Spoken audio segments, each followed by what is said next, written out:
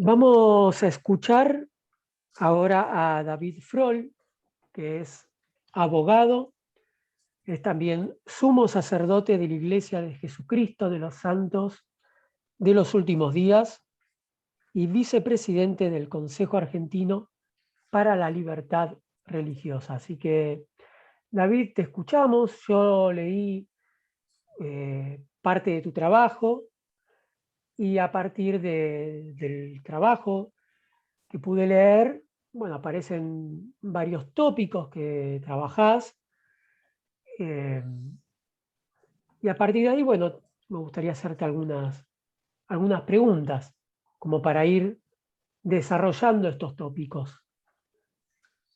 Bueno, En tu trabajo vos primero que nada, Damián, Sí. gracias por la invitación y por permitirme el planteo del asunto que vamos a revisar hoy juntos. Y bueno, y ojalá sirva para los propósitos justamente de los que se plantean con el curso y con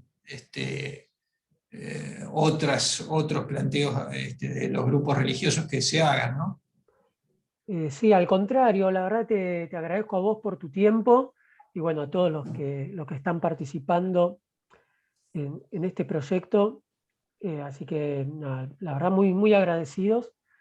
Y bueno, un poco la primera pregunta tiene que ver con uno de los temas básicos que vos trabajás, temas centrales, no básico porque sea básico el tema, sino porque es central en el trabajo, que es las características específicas que tiene la relación laboral dentro de las instituciones religiosas, que vos también denominás como asociaciones ideológicas, creo, ¿no? Así que, bueno, Exactamente. O de quería, tendencia. o de tendencia, exactamente. Así que quería pedirte que especifiques un poco cuáles son estas características que tienen las instituciones religiosas en torno a la relación laboral. Ok. Mira, yo para tratar de hacerlo bastante de repente didáctico o más real, primero te voy a voy a responder un poco a esta pregunta que vos decís, pero después me gustaría leerte, porque me parece que es interesante para el planteo específico del problema, porque entonces después puedo dar respuesta en función o sea, me gustaría leerte el contrato de trabajo que nosotros hacemos firmar a los que se contratan. Yo como sacerdote en la Iglesia de Jesucristo, también trabajo en el departamento legal, y entonces nosotros hacemos firmar un contrato modelo a todos los que se contratan en la institución para trabajar en distintas áreas, y entonces después de eso poder entonces responder algunas preguntas, teniendo presente de que si eso que está asentado en un contrato de trabajo, la ley lo ampara, y si es discriminatorio, si no, cuál es, o sea, de qué manera puede ser atacado de alguna manera en relación a justamente lo que es el contrato de trabajo, ¿no? En este caso, entre una institución ideológica o de tendencia y un trabajador. ¿Ok? Pero el tema en relación a tu primer pregunta sobre las características de las instituciones ideológicas o de tendencia, te puedo decir, lo voy a tratar de decir lo más rápido posible, pero por ejemplo se unen por un objeto ideológico o de creencias, si no tienen fines económicos, sino que son, o sea, sin de lucro, sino para el cumplimiento de sus fines ideológicos, los valores, la fe, la promoción de la defensa de las ideas, de ideas determinadas en un fin institucional. Hay un tratadista alemán Wellmeyer, que dice que una institución o empresa de tendencia es cuando la entidad expresa hacia el exterior como defensora de una determinada opción ideológica, o sea que no solamente es algo que la institución tiene hacia adentro, sino que procura publicar o expresarlo hacia el exterior, ¿no? A veces podemos decir que algo es cerrado hacia adentro exclusivamente, y en este caso, cuando estamos hablando de una institución ideológica que contrata personas, entonces estamos hablando de que esta entidad expresa no solamente hacia el interior, sino también hacia el exterior, como defensora de una determinada opción ideológica, etc., ¿no? Son organizaciones que, así como lo ampara el derecho constitucional, son fortalecedoras del tejido social, porque trabajan el aspecto humanitario, la asistencia, la espiritualidad, la cultura, etc. También, para cumplir estos fines, necesitan una estructura de funcionamiento particular para alcanzar esos fines. Las jerarquías son distintas, muchas veces se mezcla lo religioso con lo técnico, para el cumplimiento de sus fines. Tiene un método, requisitos éticos y morales que deben estar de acuerdo con esa ideología. En relación al trabajador, hay una conformidad y una coincidencia o una comunión ideológica, tanto el del prestador de la obra, así como también de la empresa. En eso hay coincidencia. También hay una peculiar naturaleza en lo que liga el prestador con la empresa, y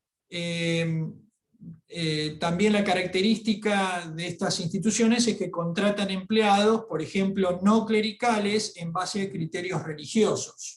¿Okay? Por eso esa coincidencia que yo te decía entre el empleado o el trabajador y la empresa ideológica o de tendencia. A mí me gustaría compartirte, como te lo había recién prometido, me gustaría compartirte. ¿Tenés alguna pregunta de lo que mencioné? Porque, ¿sabés qué? También una cosa importante de esto es que yo lo que te acabo de mencionar es un poco esta pregunta para evacuar tu pregunta en relación a las características. Pero estas características que acabo de mencionar están muy bien expresadas en el contrato de trabajo que nosotros, por ejemplo, acostumbramos a firmar con los empleados, en este caso aún conmigo mismo. ¿Por qué? Porque yo soy, además de ser un sumo sacerdote, además soy un empleado en el campo del derecho, del derecho, como asesor jurídico, pero bueno, a mí también me comprende. Entonces me gustaría leerte una de las cláusulas, y entonces de manera práctica podemos ver lo que recién acabamos de mencionar. Y dice así: el empleador es una entidad operacional de la Iglesia de Jesucristo de los Santos de los Últimos Días, que conforman una institución religiosa integrada por personas naturales que profesan, practican, enseñan y difunden una determinada creencia religiosa, en tanto que la institución cuenta con credo, doctrina, culto, organización y ministerio propio. Por ello, el empleador figura inscrito en el correspondiente Registro Nacional del Ministerio de Relaciones Exteriores, y ahí ponen la fecha y está enumerado el número de registro habilitante, etc.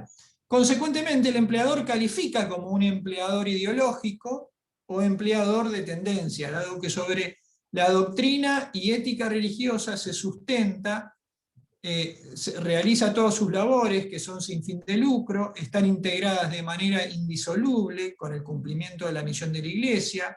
Esto es la difusión de un sistema de creencias, valores y prácticas cristianas para el desarrollo espiritual y la aproximación a Dios, la autosuficiencia emocional, individual y familiar, y a la realización del culto religioso en base a las doctrinas de la Iglesia. Mediante la firma del presente documento, el trabajador ratifica su pleno entendimiento de lo antes indicado.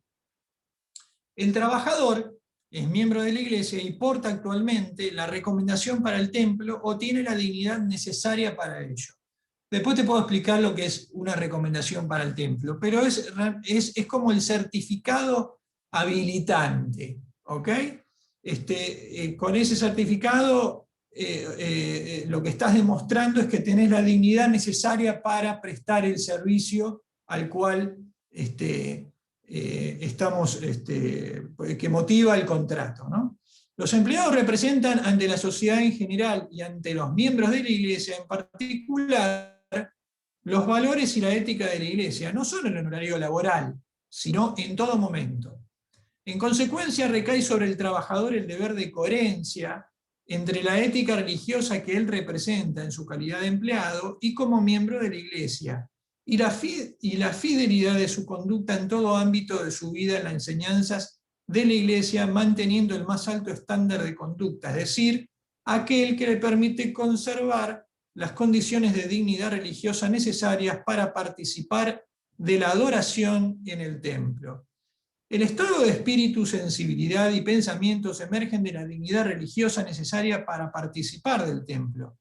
Es condición esencial para la creación y mantenimiento del ambiente relacional en el que las tareas deben cumplirse, así como para la comprensión de las necesidades de los líderes de la Iglesia y de sus miembros.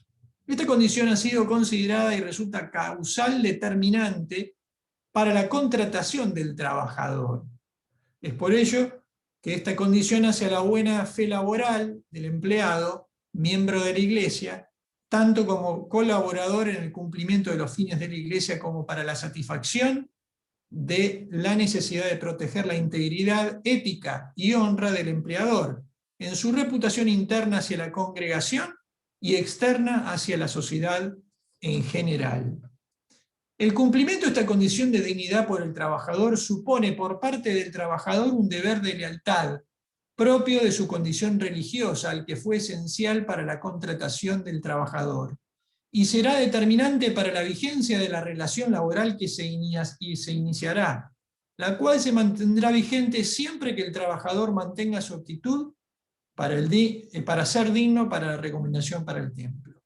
Las partes reconocen que la pérdida de la aptitud para disponer de una recomendación para el templo podría constituir una justa causa del despido. El trabajador es consciente que la función principal del empleador es ser parte del cumplimiento de los fines de la doctrina de la Iglesia, incluyendo sus fines religiosos, misionales, educativos, caritativos, humanitarios, sociales, culturales, recreativos, de salud, bienestar, entre otros.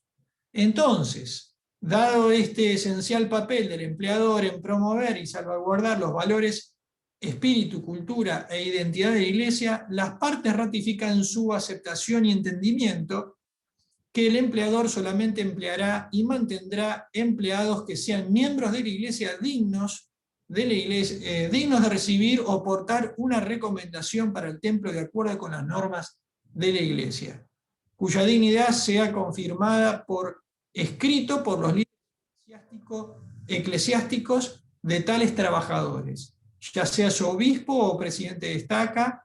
Las partes ratifican su entendimiento que este requisito de dignidad es el principal medio por el cual el empleador puede confirmar que el trabajador entiende, promueve y ejemplifica los valores, cultura e identidad de la Iglesia. Parece largo, pero de alguna manera te diría yo que resume muy puntillosamente la introducción acerca de esas características que vos me preguntabas a mí en relación al empleador, que es de tendencia o ideológico, ¿no? Y además, a medida que te vaya de repente ampliando un poco, hay algunos puntos también que tienen que ver con la justificación jurídica en relación a este tipo de modelo de contrato. La pregunta que por ahí uno podría hacerse ahora es, ¿está amparado por el derecho constitucional? ¿Está amparado por la legislación argentina este tipo de modelo contractual o este contenido que acabamos de mencionar? A ver, no es para la Argentina, no es para la Argentina el desconocimiento de este tipo de empresas o instituciones de tendencia o ideológicas. Por ejemplo, tenés los sindicatos, aún mencionados por la propia ley, las agrupaciones políticas o, por ejemplo, actividades productivas que dependen de una institución religiosa, tal es el caso, por ejemplo, de empresas que producen alimentos. Hay algunas empresas que producen alimentos que lo hacen los adventistas, por ejemplo, para darte el caso, ¿no? O para emprender proyectos como, por ejemplo, de ayuda humanitaria, o culturales, o de otro tipo o de fortalecimiento familiar, o cosas como, o los colegios famosos que la Iglesia Católica tiene por todo el país, ¿no? Lo que da la pauta de que no solamente están reconocidos, sino que forman dentro de las asociaciones, indudablemente que tienen un papel preponderante, ¿no? Para la promoción de distintos tipos de valores sociales, ¿no? Entonces, la Constitución Nacional, el artículo 14, respecto al derecho a asociarse con fines útiles, también, y en relación justamente a las empresas ideológicas, profesar libremente, en este caso las religiosas, profesar libremente el culto, el artículo 20, que le da el mismo derecho a aquellos que son extranjeros, el artículo 19, que de alguna manera amplía el concepto de el principio de privacidad, el límite estatal de la libertad personal, de la intimidad, de la libertad de conciencia, etcétera, que aún están contenidos en artículos como, por ejemplo, el 74 de la Ley de Contrato de Trabajo, cuando el empleador no puede obligar al trabajador a manifestarse en cuanto a su opinión política, religiosa, sindical, etc. Después lo puedo explicar un poco más con profundidad, pero quiero ir sobre el tema de cuál es el soporte jurídico en relación a lo que yo te acabo de mencionar. Un pilar del derecho de libertad religiosa es la autonomía en sus asuntos internos de las religiones, no solamente de las religiones, sino también de las empresas ideológicas. Esto se conoce a nivel internacional y nacional también, a la esfera de soberanía, a la autodeterminación de las comunidades religiosas, la no intervención del Estado en asuntos religiosos. Fíjate vos cuán importante hoy hay muchos movimientos que dicen la separación del Estado y la religión. Bueno, aparentemente a veces parece contradictorio hablar de la separación del Estado y la religión, y a veces estos grupos soslayan este tipo de separación, ¿no? En la cual un propio grupo religioso no se puede autorregular y tiene que estar controlado por el Estado. Parecería ser contradictorio. La ley 21.745, que es el Registro Nacional de Cultos, que actualmente es vigente y es una ley de facto del año 1978, que hoy con otro tipo de los grupos como el Consejo Argentino para la Libertad Religiosa estamos tratando de derogar para poner una nueva ley que de alguna manera abarque o no sea de control y sea más abarcativa, enunciando los derechos de libertad religiosa de las personas, así como también de las instituciones. Pero a través de esta ley lo que hace es el reconocimiento para actuar y darle personería como sujeto de derecho en todo el territorio nacional a las entidades religiosas, o el reconocimiento de agruparse en federaciones o confederaciones, etc., que es otra manera asociativa, ¿no? Después en el año 2015, y menciono el año 2015, Damián, porque en el anterior no estaba reconocido. El nuevo Código Civil y Comercial de la Nación, en el artículo 148, el inciso E, habla acerca de la personalidad jurídica de carácter privado. Por lo tanto, deja de ser necesario que las entidades religiosas adopten formas asociativas que son extrañas a su propia naturaleza.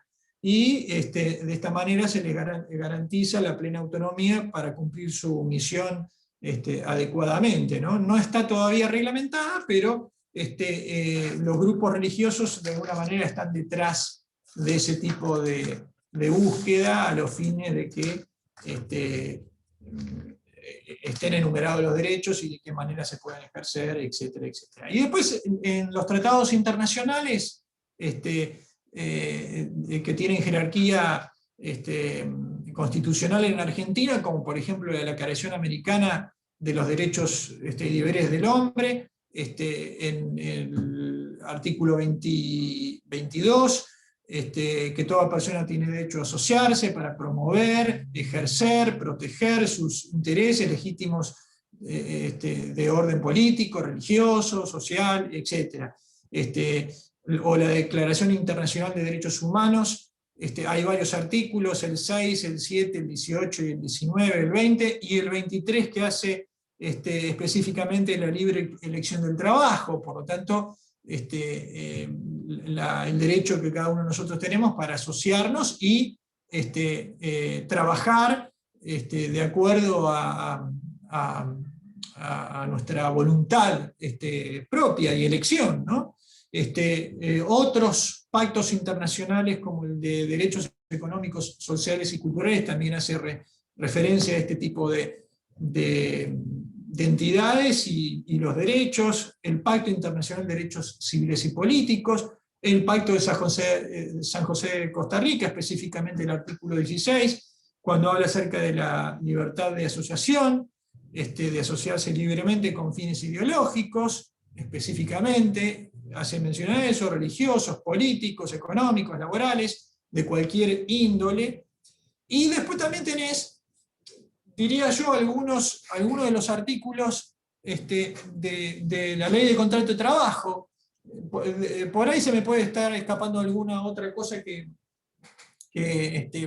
también podría incluirse dentro del andamiaje jurídico en la Argentina, pero la ley de contrato de trabajo, por ejemplo, cuando la ley define lo que es la relación del contrato, del trabajador,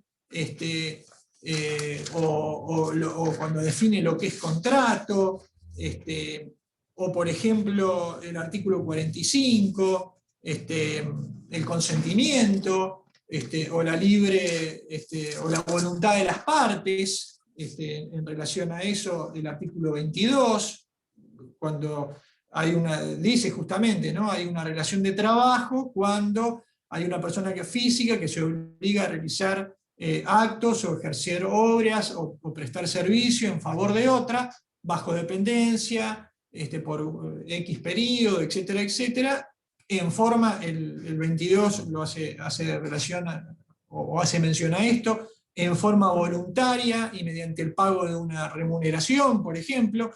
O sea que, como te mencioné, el 45, la propuesta, cuando habla acerca del consentimiento, que es la propuesta de una de las partes dirigida a la otra, y esta acepta esta propuesta de trabajo, y entonces es cuando se expresa el dicho consentimiento, cuando define lo que es trabajador, cuando define lo que es empleador, o cuando en el 48, por ejemplo, define la forma, que las partes pueden escoger de manera libre la forma de observar o celebrar el contrato, no solamente en materia de cómo lo vas a expresar, sino el contenido del contrato también, que tiene que ver con que no sean actos prohibidos, etc. O sea, en definitiva, la pregunta en cuanto a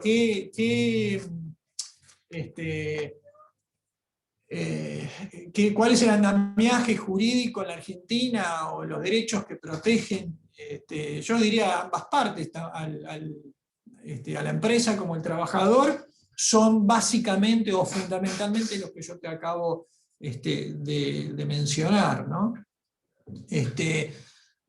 Vos me habías hecho un comentario en algún momento cuando revisamos el tema de la discriminación, ¿no?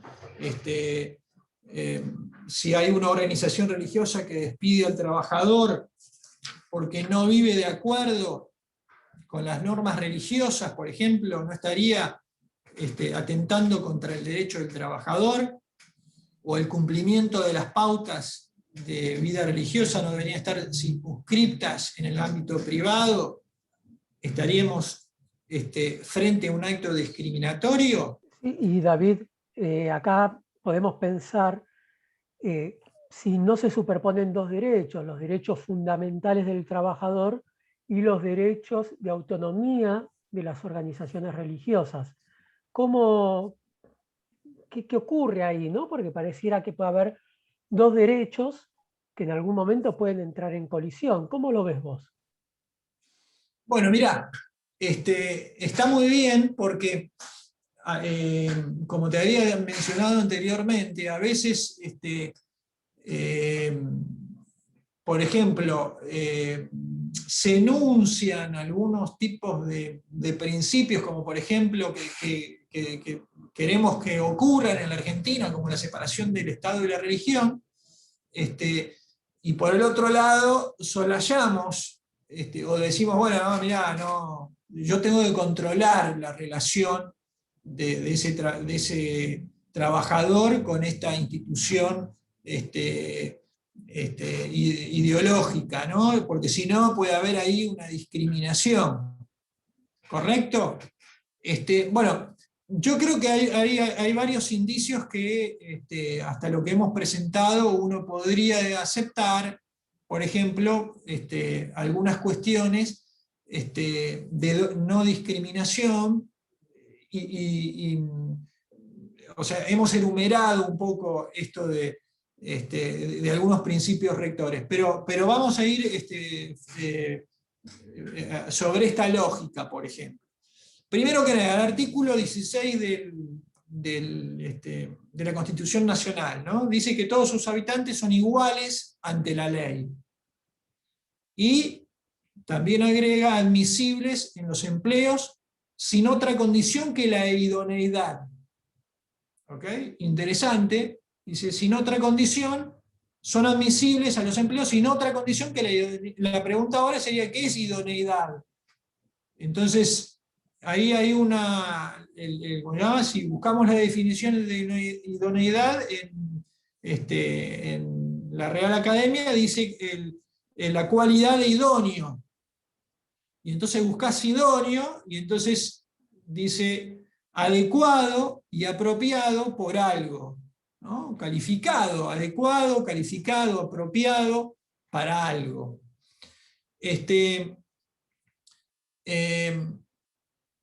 A ver, por lo tanto, la pregunta ahora es, ¿quién es el que controla, ¿no? Que cada trabajo y cada trabajador, en este caso, cada trabajador sea adecuado para este trabajo. ¿Ok? Entonces, mirá, vamos a encontrar en varios...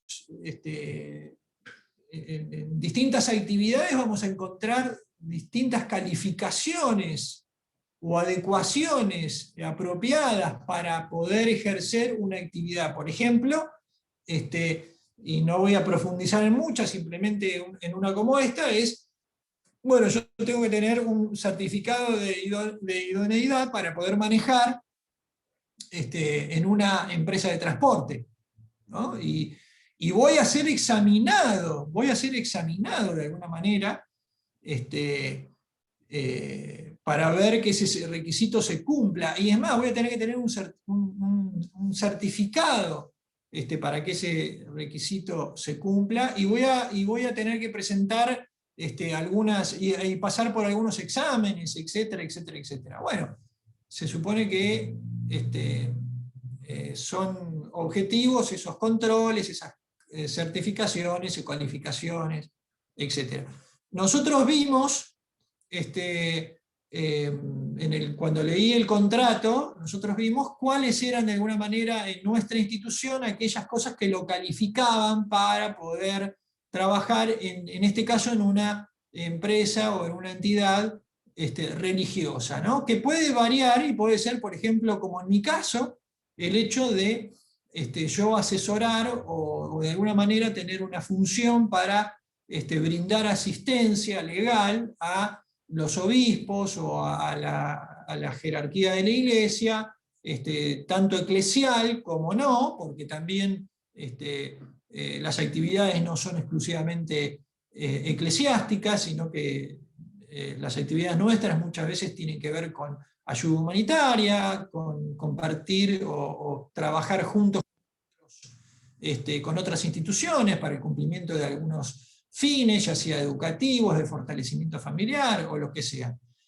O sea que se establecen los requisitos mínimos técnicos y morales que deben mantener esa relación. O sea que ahí, en ese contrato que yo te leí, ahí se establecen cuáles son los requisitos mínimos técnicos y morales que deben mantener esa relación. En nuestro caso es el de tener una recomendación para el templo. Tener una recomendación para el templo no es una recomendación para que yo pueda trabajar, sino que es una recomendación para que yo pueda asistir. Nosotros tenemos dos distintos lugares donde adoramos, ¿okay? Por llamarlo así. Uno es la capilla, la iglesia que está puesta dentro del barrio donde yo vivo, donde voy todos los domingos, y otro es un edificio al que nosotros le decimos templo, que no hay muchos templos en cada país en nuestra institución. Ahí se hacen sacramentos y ordenanzas que nosotros llamamos superiores.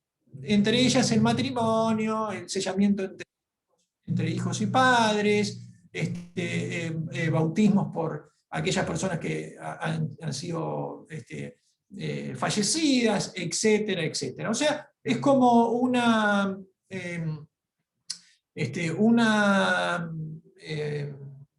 calificación, el de templo, que tiene ciertas calificaciones y que tiene ciertas habilidades para poder, o de idoneidad para poder entrar y hacer ahí las ordenanzas.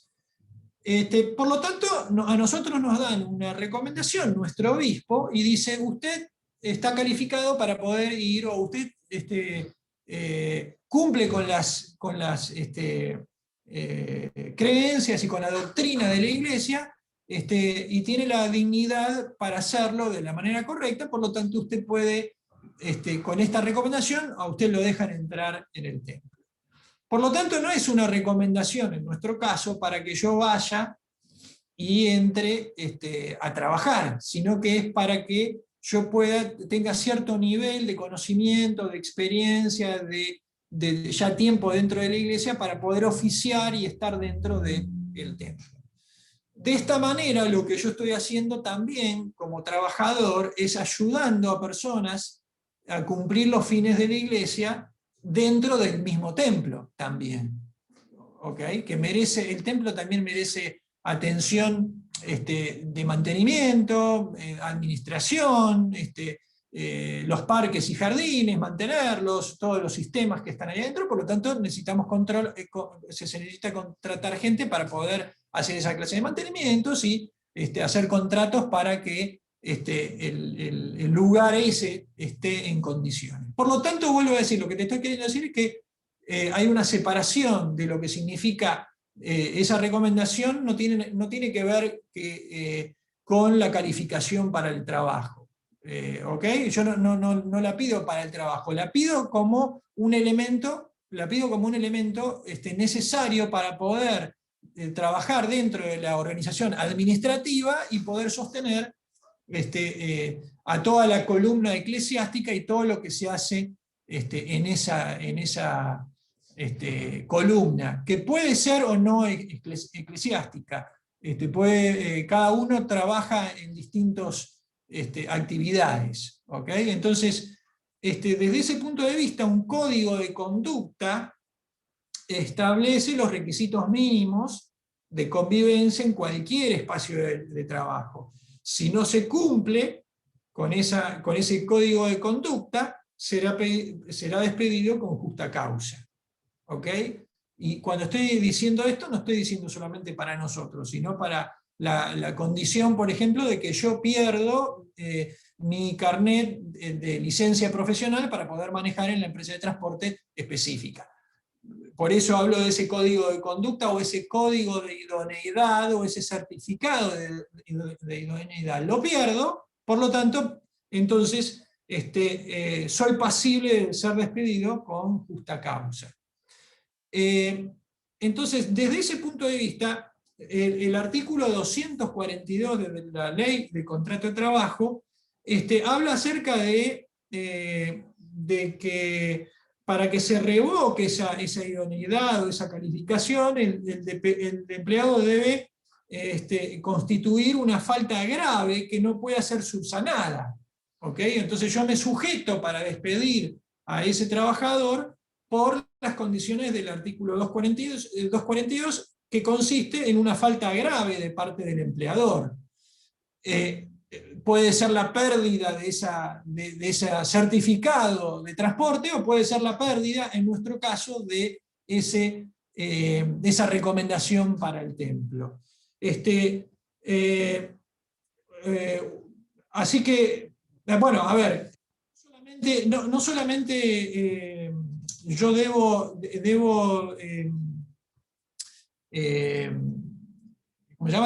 ocurrir esto de la causa grave, sino que además yo tengo que comunicarla, y entonces es lo que se hace en los intercambios telegráficos cuando sucede este tipo de cosas, y debo invocar esa causa. Yo no voy a invocar la causa de indignidad, sino la causa de falta de calificación, cuando hago la producción de ese distracto en el ámbito laboral.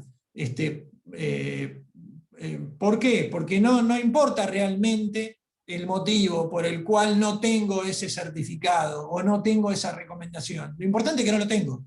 Entonces no estoy calificado, no estoy idóneo para cumplir con esa responsabilidad. Por lo tanto, si soy empresa de transporte, no lo puedo seguir contratando, indudablemente, por el motivo de haber perdido esa condición, ese certificado que es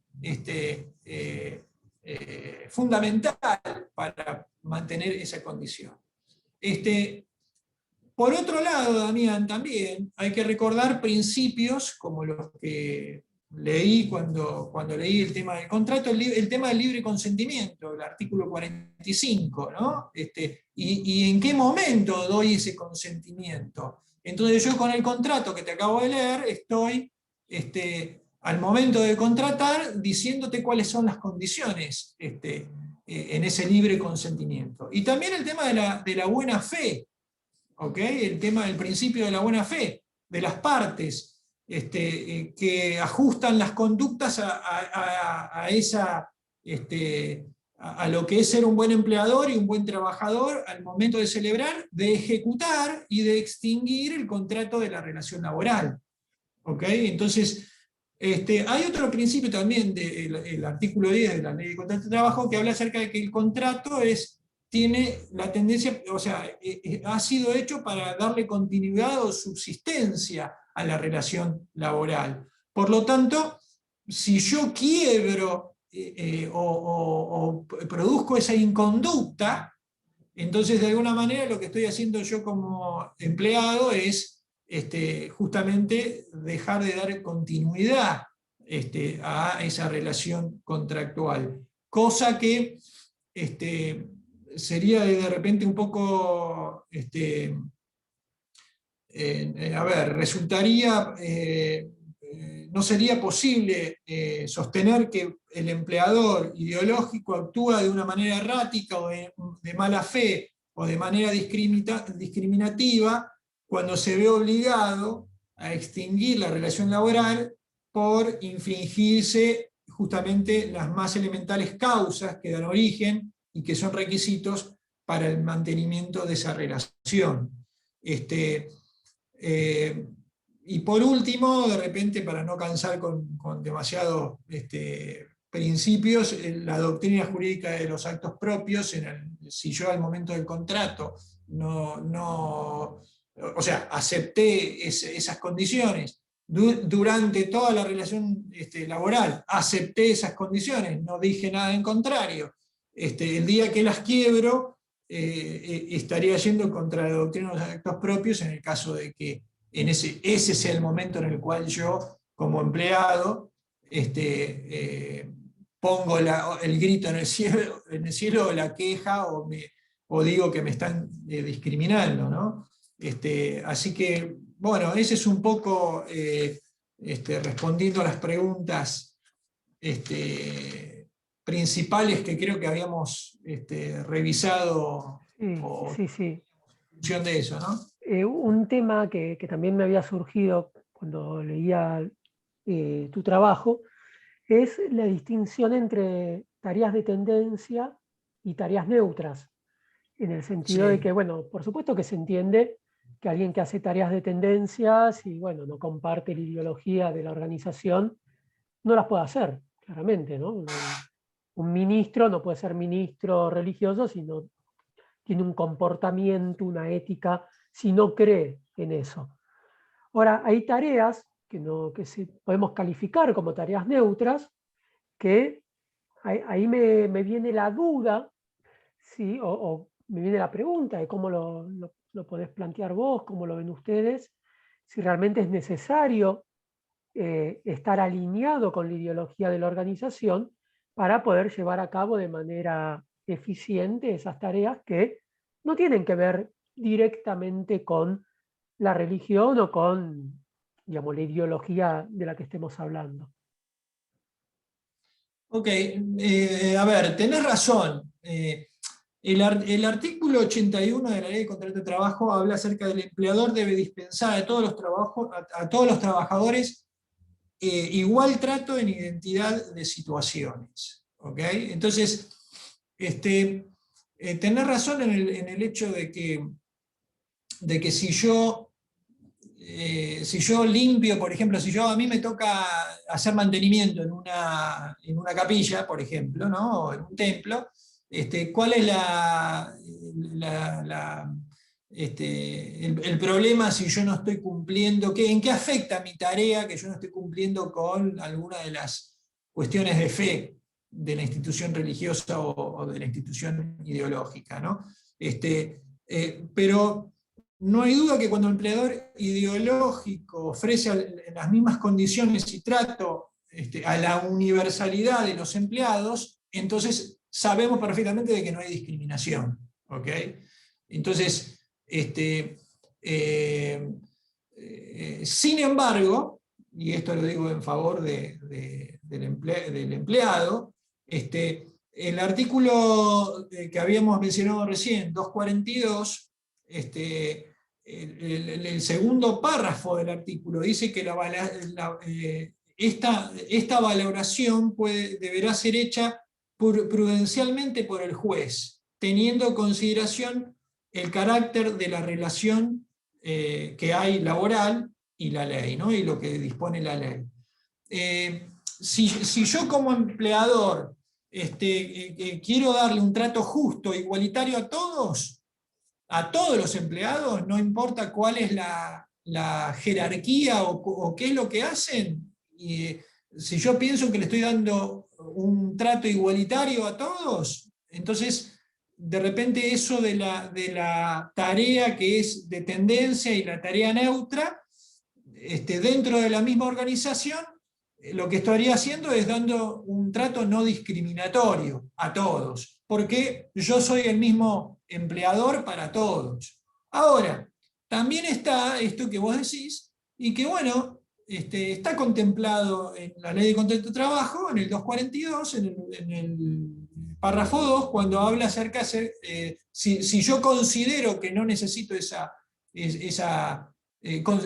guardar esa ideología para una determinada actividad, bueno, tiene ahí el segundo párrafo del 242 que acabamos de leer, en el cual la valoración del juez puede ser de una manera prudencial, valorar esto que vos estás diciendo, ¿no? En, en, en este sentido, y de alguna manera yendo hacia la última parte que tiene que ver con la analogía en el derecho comparado a nivel global, en Alemania una de las, te diría yo, de los andamiajes jurídicos de repente más modernos, han dado fallos, han provocado fallos o emitido fallos, por ejemplo, convalidando el despido de empleados, un doctor de un hospital católico que apoyaba el aborto públicamente, y el contador de un centro juvenil católico que dejó a la iglesia por quebrar su deber de lealtad. Y entonces, de alguna manera, en estos dos casos, la Corte falló de la misma manera, y te voy a leer un segmento cortito, porque en este caso también en Alemania una corte revisó justamente el caso de ¿cómo se llama? De un empleado que estaba en nuestra institución, y yo tengo entendido que este empleado era un empleado, por lo que surge del texto del fallo, que era un limpiador, o sea, no era una persona comprometida ideológicamente, ¿no? Pero, fíjate vos, dice, la Corte resolvió: la pérdida de la recomendación para el templo constituye una violación a las obligaciones de lealtad expuestas. La garantía constitucional de los derechos de una iglesia a la autodeterminación permite a las iglesias decidir por sí mismas qué obligaciones básicas serán significativas en materia de empleo. Si una obligación de lealtad consiste en ser digno de la recomendación para el templo, y el demandante está comprometido a esto, dicha obligación resulta violada en cuanto el demandante no posea más dicha recomendación. Y sostuvo, en cuanto a los que te había mencionado anteriormente, la Corte sostuvo, el caso con la Iglesia Católica, que las iglesias por sí mismas, y no las cortes laborales, deben determinar qué obligaciones religiosas son importantes en toda relación laboral, en cualquier nivel o clase de empleo.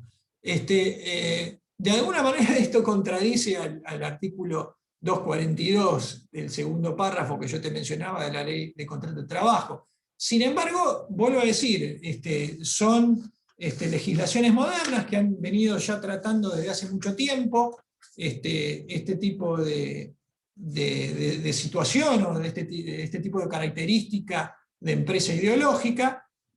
Por lo tanto, hay diferencias de repente en nuestra legislación. Si yo tengo que ir por requerimiento de un empleado a discutir este tema, obviamente voy a recibir un trato en función de lo que dice la Ley de Contrato de Trabajo, y no de lo que dice la Corte alemana, ¿no? Pero esto es para mostrarte un poco también esta última parte del trabajo que habla acerca de la analogía en el derecho comparado, ¿no? Bueno, muy bien, David. La verdad que te agradezco muchísimo. muy bien explicado, muy didáctico, y bueno, creo que van a salir muchas preguntas. Yo tengo más preguntas, pero bueno, preferiría plantearlas en el momento en que hagamos el encuentro con los otros expositores y con el público. Así que nada, mil gracias y nos estamos viendo en el próximo encuentro. Gracias a vos por la invitación nuevamente y espero que en la próxima fecha, entiendo que va a ser vía Zoom, ¿no? También, sí, sí, Con la audiencia. exacto. Bueno, Bueno, ok. bárbaro. Si Gracias, surgen preguntas, a tus órdenes. gracias, gracias.